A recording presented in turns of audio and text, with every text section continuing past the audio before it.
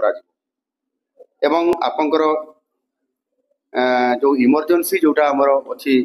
अधिक शक्ति वृद्धि करने से ERSS 1243 पदवी पूरण करा एवं विभिन्न मेडिकल कॉलेज मानकर विभिन्न समय अप्रीतिकर परिस्थिति होता कारण सेठी 10टी मेडिकल कॉलेज रे 10टी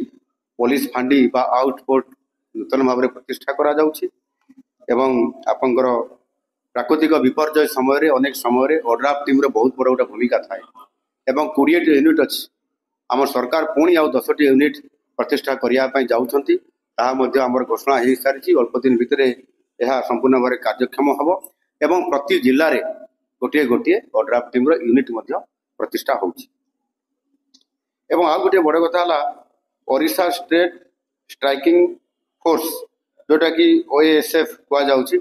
तार बहुत आवश्यकता था 3टी बाटालियन नुआ भाव में गठन करा जाउछि यह करने द्वारा विशेष करी पुलिस रो जो थीम अच्छी सेवा और सुरक्षा ये कार्यक्रम को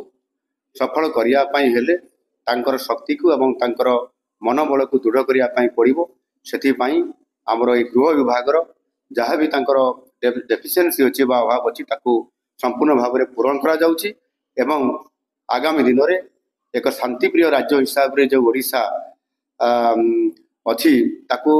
बजाई रखा संपूर्ण भाव में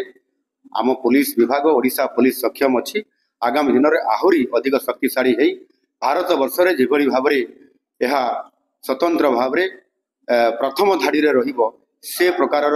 आम ताकू शक्ति जोगाई आज ये सम्मेलन में ये कथा मु समस्त जिलापाल मान उपस्थित आरक्षी अधीक्षक मान एवं राज्यर उभय विभाग वरिष्ठ अधिकारी मान उपस्थित मु परामर्श देछि एवं निश्चित भाव में आगामी दिन में आम ओडिशा पुलिस भारत वर्ष में 1 नंबर पुलिस मर्यादा पाइब से कार्यक्रम हाथ को नौछि। धन्यवाद।